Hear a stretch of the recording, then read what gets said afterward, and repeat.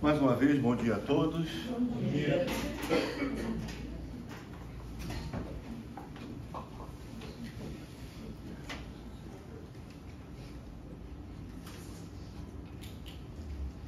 É muito bom tê-los aqui essa manhã, onde a gente possa aprender mais sobre a palavra do nosso Deus.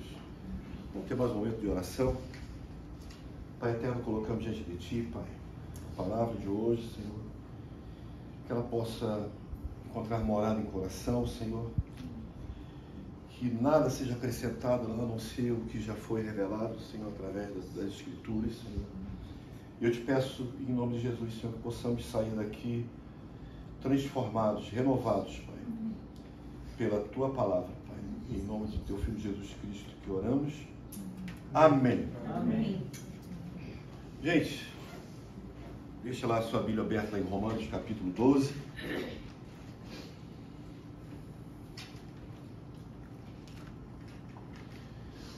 O livro de Romanos é um livro de profunda teologia. É um estudo profundo da justificação.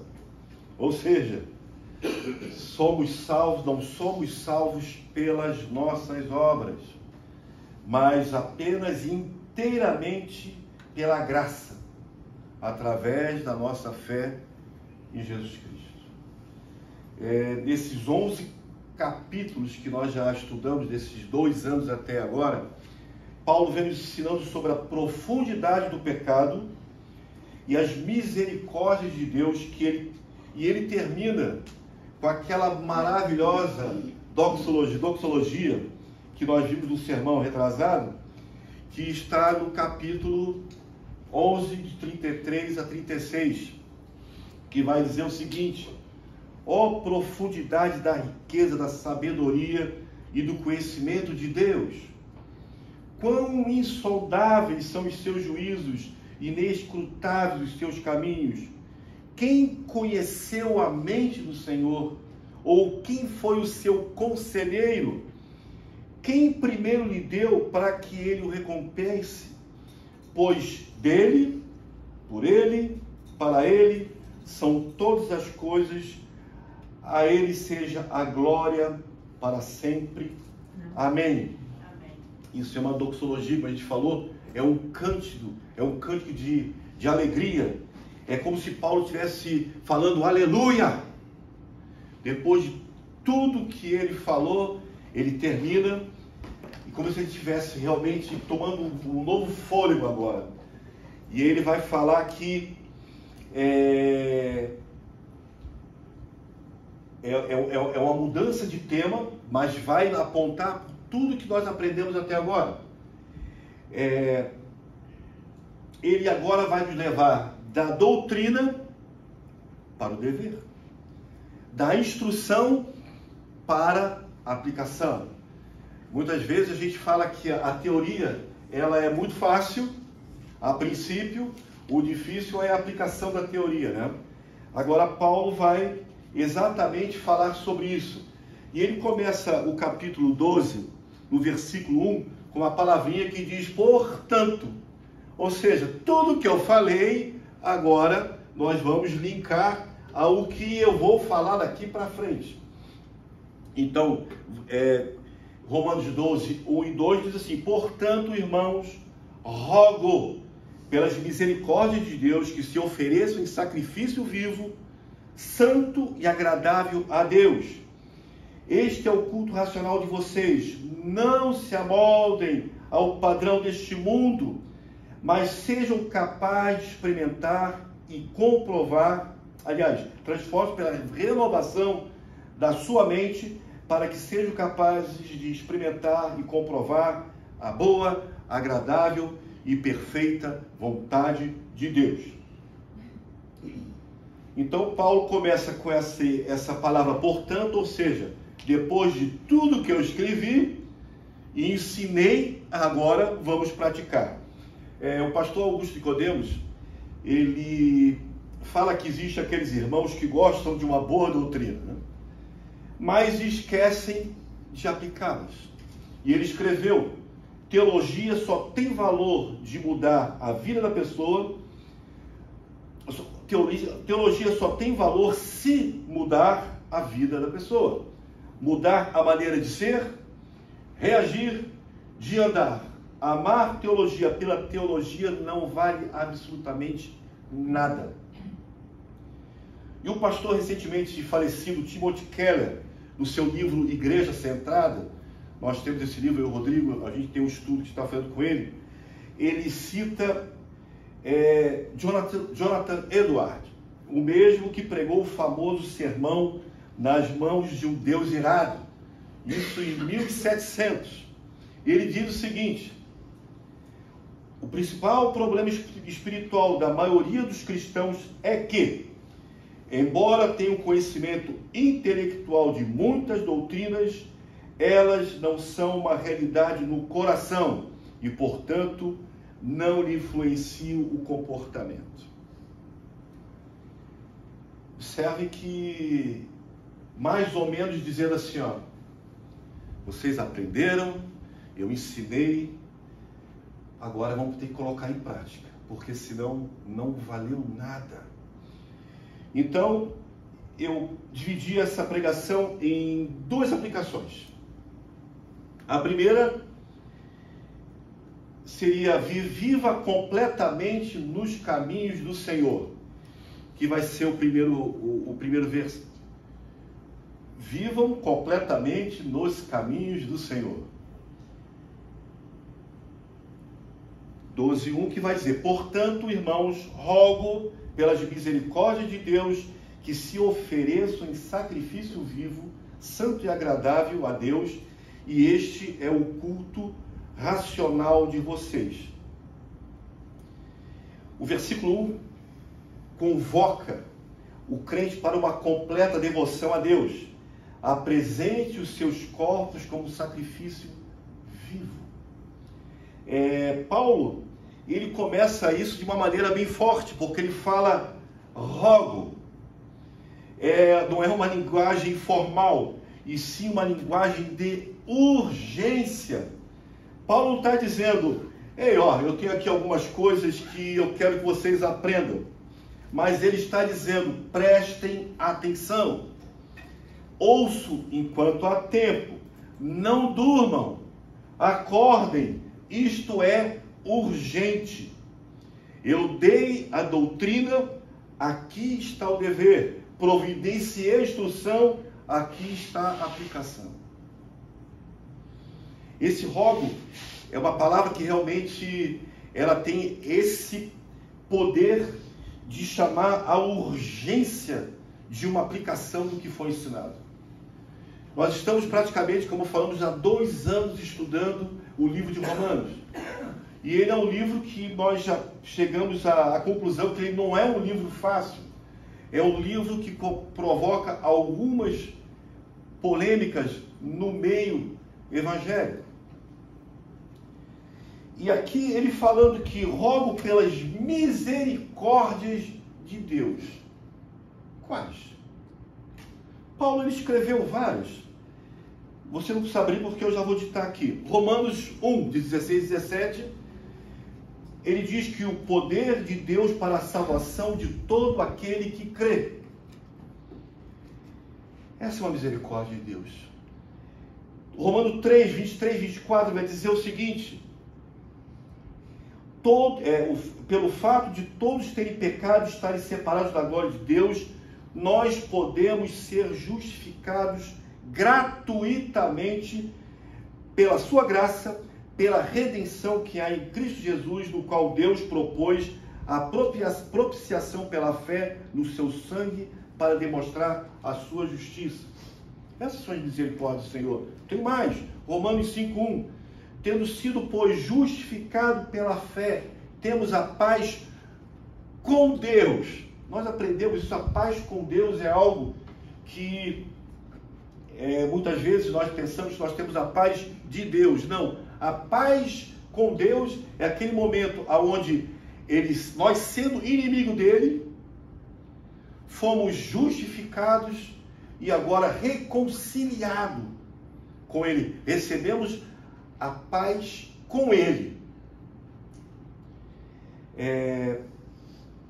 Romanos 5:8. Mas Deus prova o seu amor para conosco em Cristo, que morreu por nós, mesmo nós sendo pecadores ainda. 6:4 vai dizer: de sorte que fomos sepultados com ele pelo batismo na morte, para que, como Cristo foi ressuscitado dentre os mortos, pela glória do Pai, assim andemos também. Perdão, vou ler de novo. De sorte que fomos sepultados com ele pelo batismo na morte, para que, como Cristo foi ressuscitado dentre os mortos, pela glória do Pai, assim andemos também em novidade de vida. Mais um, Romanos 7. Miserável homem que sou, quem livrará o meu corpo desta morte? Dou graças a Deus por Jesus Cristo, nosso Senhor. Assim eu mesmo, como com entendimento sirvo a lei de Deus, mas com a carne a lei do pecado. Romanos 8:18. Porque para mim tenho certo que as aflições deste tempo presente não são comparadas com a glória que há de nos ser revelada. Romanos 8:28.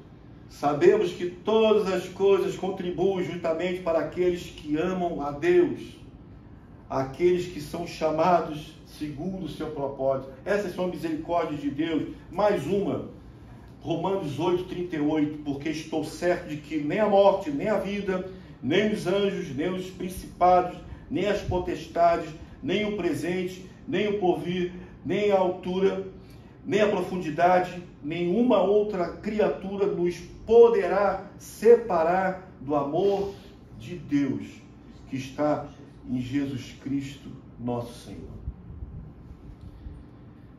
A nossa motivação para essa devoção a Deus é que Ele já fez tudo por nós em Cristo. Todas as misericórdias que o Senhor tem para com o homem, Ele fez através de Cristo. E a gratidão, é a nossa gratidão a Deus por tudo o que Ele fez. Paulo, quando diz ofereçam em sacrifício vivo, talvez isso pareça estranho para nós, né? Como é que eu vou me oferecer em sacrifício vivo, né? A gente remete a isso ao sistema levítico, né? Onde Deus exigia um sacrifício de sangue de animais pela expiação dos pecados, né? Quando o animal era oferecido no altar, a morte significava que a ira de Deus, em razão do pecado deles, foi temporariamente desviada.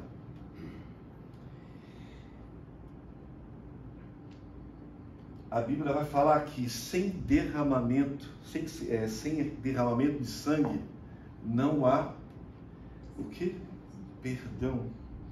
Então o sacerdote vinha diante do altar com o animal para sacrifício, um animal imaculado.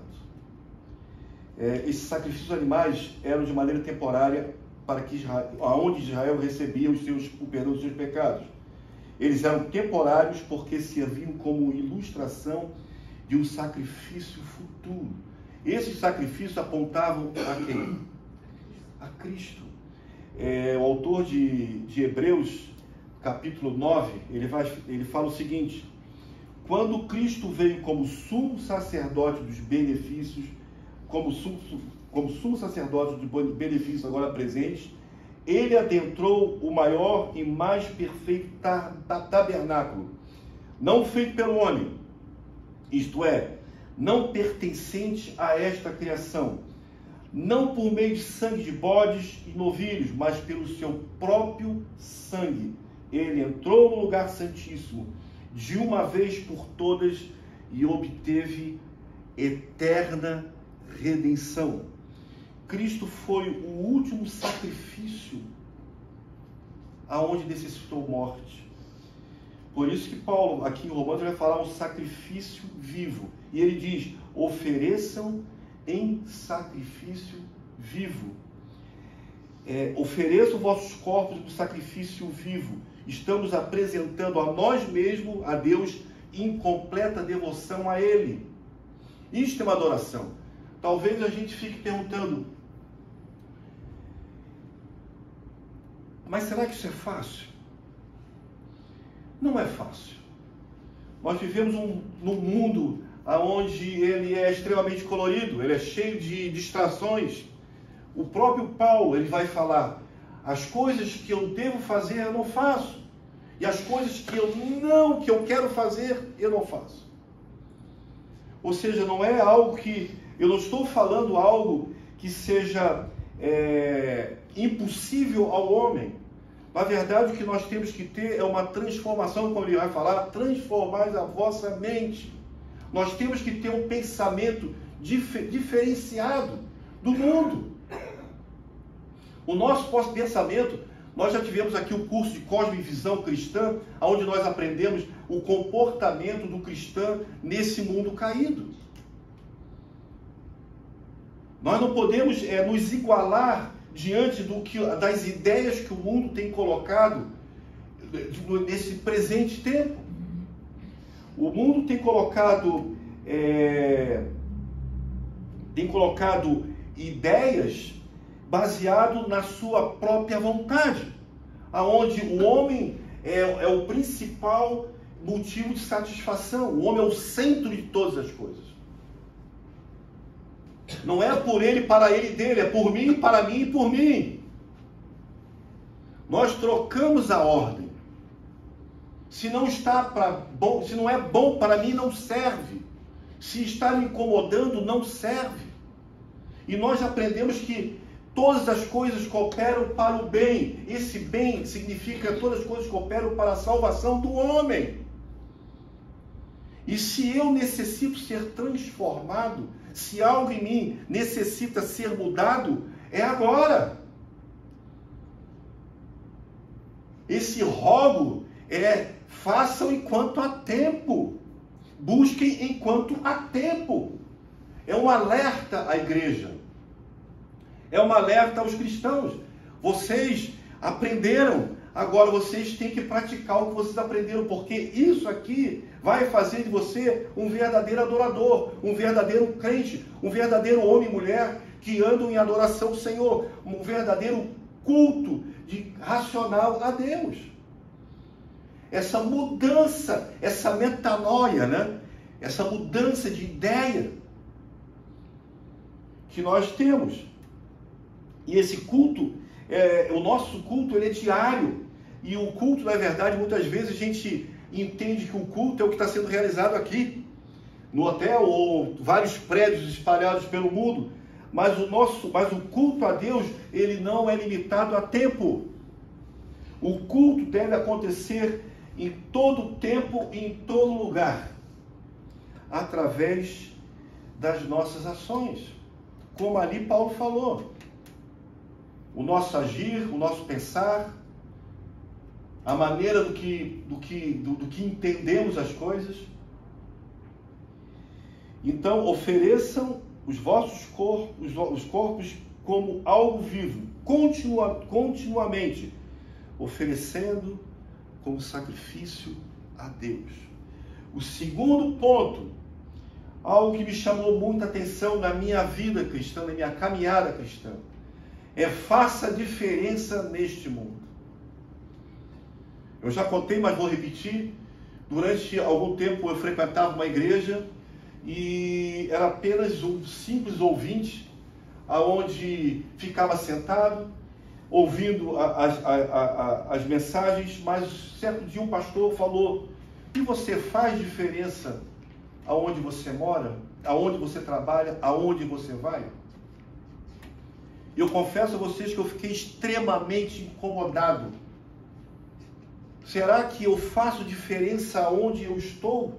Será que eu faço diferença na minha casa, com a minha esposa?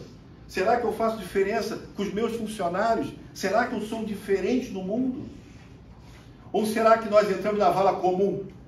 Eu sou uma pessoa normal. Então, aqui Paulo vai falar, no versículo 2, não se amoldem ao padrão deste mundo, mas transformem-se pela renovação da vossa mente, para que sejam capazes de experimentar e comprovar a boa, agradável e perfeita vontade de Deus. Fazer diferença nesse mundo é como se andasse na contramão do que nós estamos vendo. A ciência diz que a Bíblia está errada. Os políticos dizem que a Bíblia é ofensiva. A sociedade diz que a Bíblia é ultrapassada. Agora já existe um movimento das igrejas, principalmente aquelas que são liberais, aonde dizem que a Bíblia não é totalmente, como é que se diz? Suficiente. Que algumas passagens são apenas ilustrações. Essas coisas é que o mundo tem caminhado. E você tem feito diferença diante do que o mundo tem falado, do que é ser cristão? É isso que muitas vezes me incomoda e tem que incomodar cada um de nós. Vocês têm que ficar incomodados. Certa ocasião nós oramos, Senhor, dá convicção de pecado para que se arrependa. Por que convicção? Porque tem pessoas que não acham que pecam, que continuam vivendo uma vida normal, uma vida ainda nas ideias do mundo e acham que está tudo certo, que está tudo bem. É como se estivesse com lepra.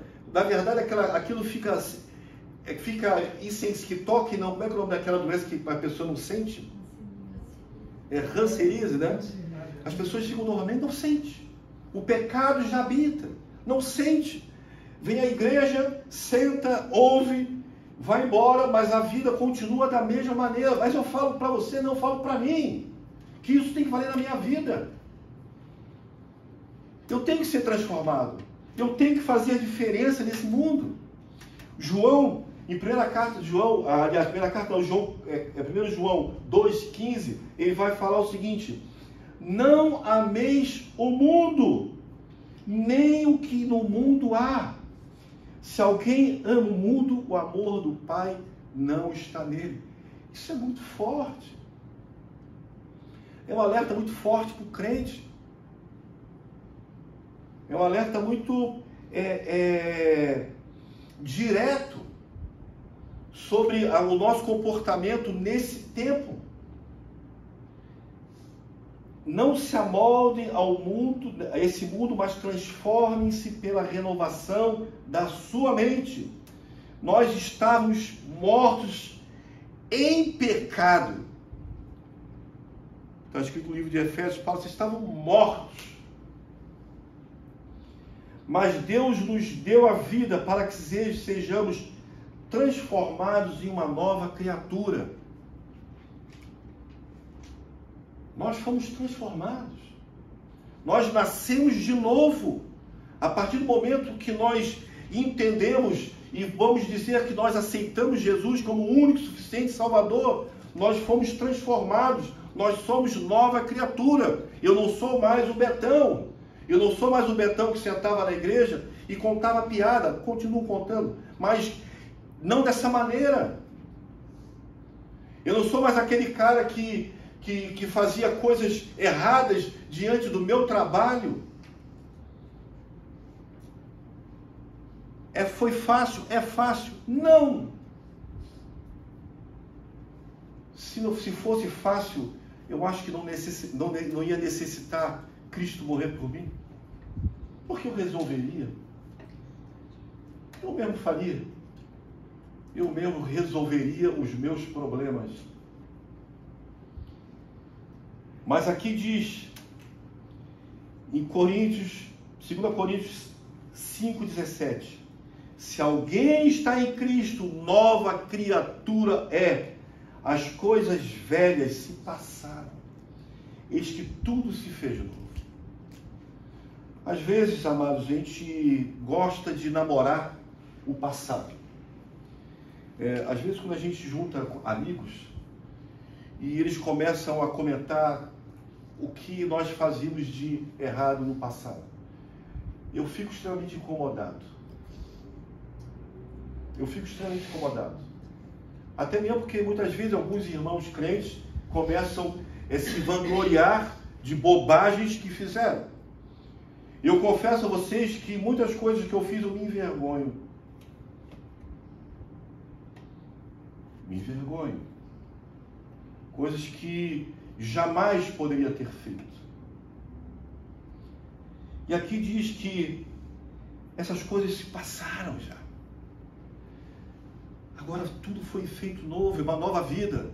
É um novo comportamento, é um novo agir. É uma nova maneira.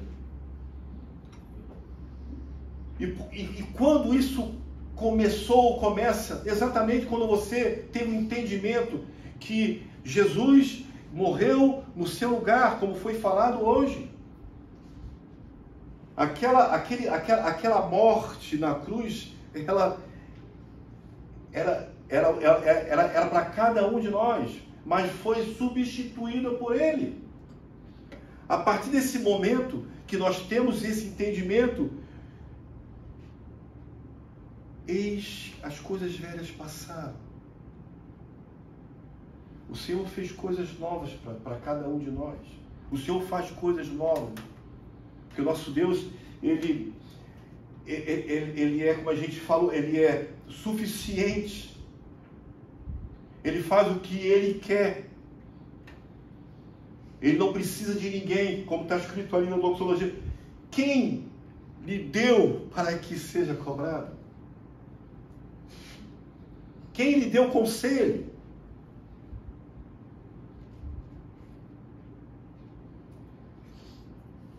Deus faz essa transformação acontecer e espera que nós crescemos o nosso viver transformado. O Senhor espera de cada um que nós sejamos transformados para que sejamos capazes de experimentar a boa, a perfeita vontade de Deus, que sabe o que é? É a remissão dos nossos pecados. Essa é a boa, perfeita vontade de Deus. É para que nós sejamos salvos. A palavra diz que todos sejam salvos. Já vimos que isso não é em quantidade. Mas isso é em etnias, em cores, O Senhor enviou o seu Filho para todo aquele que nele crê. Essa é a boa, agradável e perfeita vontade de Deus, que nós sejamos remidos dos nossos pecados, nós sejamos salvos desse corpo corrupto, esse corpo cheio de vontade, esse corpo que deseja, que grita. Vamos aplicar agora.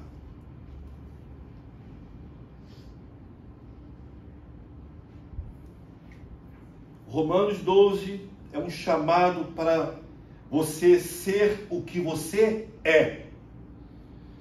O que você é? Você é o crente que Deus chamou para você ser.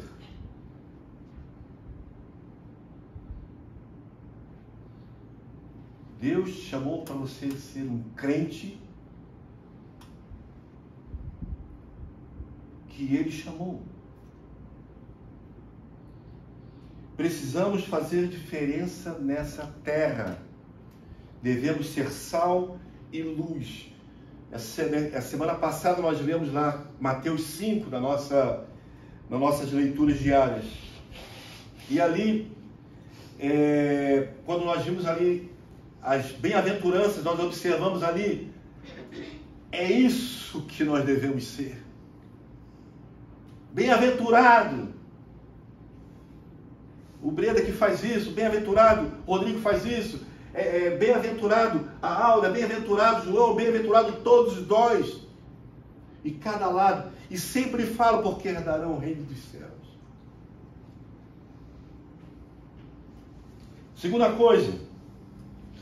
O Espírito de Deus fala conosco através da palavra de Deus para renovar a mente do homem, Nós não podemos ter a mente renovada se não lermos as Escrituras. Como você pode conhecer a Deus se você fecha o que revela quem Ele é? Nós precisamos ler nossas Bíblias se queremos renovar a nossa mente. Assim nós crescemos o nosso pensamento. Nós estamos batendo nessa tecla há bastante tempo. O crente que não conhece, não lê as Escrituras, não conhece a Deus. E é uma fácil presa para o inimigo. Uma fácil presa. E em terceiro e último, devemos estar prontos para apresentar a salvação em Jesus. 1 Pedro 3,15, que diz o seguinte: antes santifique Cristo como Salvador em seu coração. Estejam sempre preparados para responder a qualquer pessoa que pedir a razão da esperança que há em vocês. Estejam sempre preparados para responder qualquer questionamento de por que você é diferente, por que você age de maneira diferente, por que o seu pensamento é diferente. E é isso que eu trago a vocês. Portanto, amados, rogo a cada um de nós, de vocês, que atentem o que foi ensinado a cada um de nós através do livro de Romanos, do capítulo 1 até o 11. Que isso seja algo que você aplique na sua vida. Não seja apenas uma teoria, mas seja um modo de vida, uma maneira de conduta, aonde as pessoas nos olharão e nos perguntarão: por que você é tão diferente? Faça diferença na tua casa, faça diferença na tua empresa, faça diferença aonde você botar o seu pé. Não se nivele por baixo. Amém, amados? Amém. Vamos estar orando e depois nós vamos participar da ceia. Eu já vou convidar o Paulo e a Edna que vem aqui na frente para distribuir aqui os elementos. Pai eterno, nós te louvamos, Senhor, pela tua palavra, Senhor, te louvamos, Senhor, pelo que tens colocado diante de nós, Senhor. Que nós possamos realmente ser não somente ouvintes, mas sejamos praticantes da tua palavra, Pai. Que o teu Espírito Santo, Senhor, realmente age em nossa vida para que possamos ter essa transformação de pensamento, Pai. Obrigado, Pai, por cada vida aqui presente, Pai. Queremos agora, Senhor, participar da ceia, Senhor, em memória pelo que foi feito por cada um de nós, Senhor, reconhecendo que somos pecadores, Pai, mas sabemos, Senhor, que através do teu sacrifício, Senhor, nós alcançamos a redenção do nosso pecado, Pai. Obrigado por todas as coisas, Pai, em nome do teu Filho Jesus Cristo. Amém. Amém.